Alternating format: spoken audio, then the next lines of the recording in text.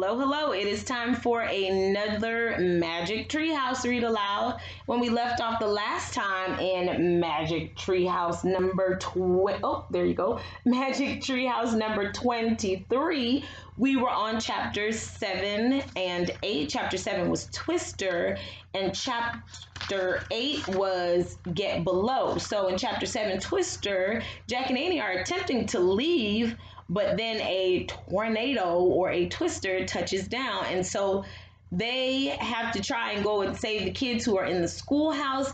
And then in chapter 8, they realize that those kids don't know this is their first day. They don't know there's a cellar there. They get in, they make their way in to help the kids get into the cellar, and they can't pull that door open. But here comes Jeb, who we thought was maybe a bully or kind of mean at least, but he helps them pull that cellar door open and they get inside so that they can hide for safety. So today we are on chapter 9, All Clear, and we will finish up with chapter 10, and that will be the end of the book.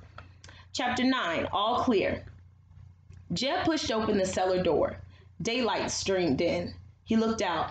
All clear, he said. Jeb crawled out of the cellar.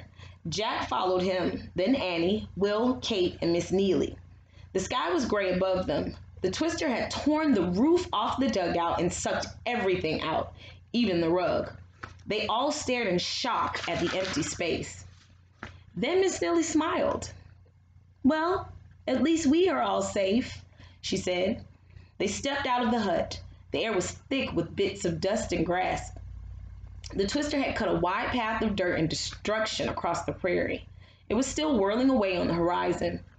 Everyone watched silently as the twister became long and thin like a piece of rope. Then it vanished completely. Miss Neely turned to Jack and Annie. "You saved our lives," she said. "Thank you," said Will. "Thank you," said Kate, hugging Annie. "Jeb actually opened the cellar door," said Jack. "Yes, thank you too, Jeb," said Miss Neely. That's a weird picture to try to... There we go.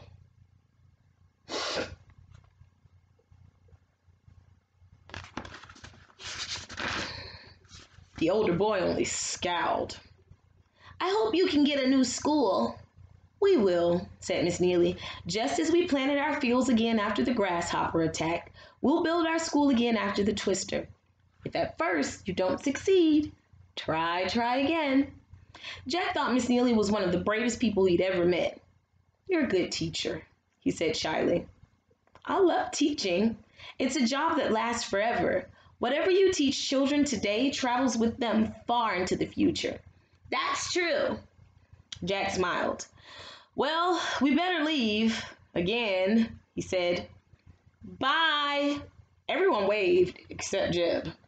Jack and Annie started across the prairie, back toward the treehouse. They hadn't gone far when Jack heard someone shout his name. He turned around. It was Jeb. "Wait!" the older boy yelled. He had a fierce look on his face. He started running toward them. "Oh no," Jack breathed. Did Jeb still want to fight? "Leave us alone," Annie said angrily. "Shh, Annie," said Jack. "Let's see what he wants." When Jeb got close to them, he stopped. He looked right at Jack. "Why did you come back?" he asked. "We wanted to tell you about the storm cellar," said Jack. "How did you know about the cellar?" Jeb said. Jack pulled their research book out of his leather bag. "We read about it in this book." Jeb stared at the book. Then he sighed. "I aim to read someday too. That looks like a good book." Jack didn't know what to say. He was still afraid of making Jeb mad, so he just nodded. "My mom and pa were too poor to go to school. They want me to go, but I'm getting started mighty late." "It's not too late." "It's never too late." Jeb narrowed his eyes. "If you ever come back through here..." "Yes?" Jack asked carefully. Was Jeb about to threaten him again? "Maybe I'll be able to read that book of yours."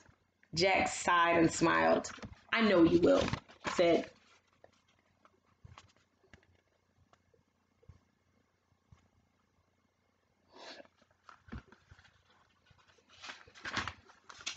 Jeb smiled back. He had a nice smile. "Thanks Thanks for coming back to rescue us, he said to both Jack and Annie. Too bad you can't stay.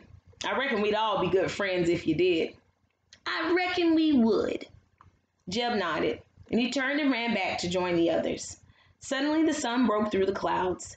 The wildfires danced in a gentle breeze. Ready? Jack just stood there, staring at the sunlit prairie.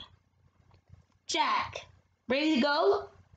In that moment, Jack actually hated to leave, but he nodded slowly and said, let's go.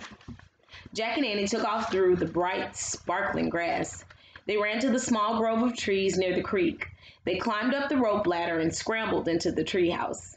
Annie picked up their Pennsylvania book. I wish we could go there. This time, the wind did not start to blow. The treehouse simply started to spin on its own. It spun faster and faster. Then everything was still. Absolutely still. Chapter 10, The Third Writing. Jack opened his eyes. Morning light filled the treehouse. He and Annie were wearing their own clothes again. Home, said Annie, smiling. Jack looked out the window. He saw their nice, cozy house in the distance, their lawn, their sidewalk, their paved street. Life here is pretty easy compared to pioneer life. We're lucky. Jack reached into his bag and pulled out the small slate.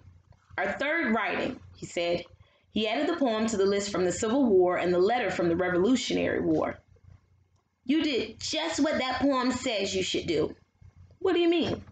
If at first you don't succeed, try again. You kept trying to make friends with Jeb. In the end, you did. I guess you're right. We only have to get one more special writing from Morgan's library. I wonder how that will help save Camelot. Annie shrugged. It's a mystery. Annie and Jack looked around the treehouse. Look. Annie picked up a piece of paper lying in the corner. She read aloud. Come back early Wednesday morning. Wednesday? Man, that's tomorrow, said Jack. So, said Annie. She started down the rope ladder. Not much time to recover, said Jack, pulling on his backpack. Backpack.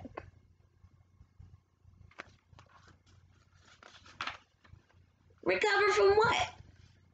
The twister. Oh, yeah, I'd almost forgotten about that. Jack smiled. Actually, the nightmare of the twister was fading from his memory, too. We must try to hold on to the good memories, Miss Neely had said, and let go of the bad ones. The kindness of Will and Kate, making friends with Jeb, the courage of Miss Neely, these memories, Jack thought, he would never forget.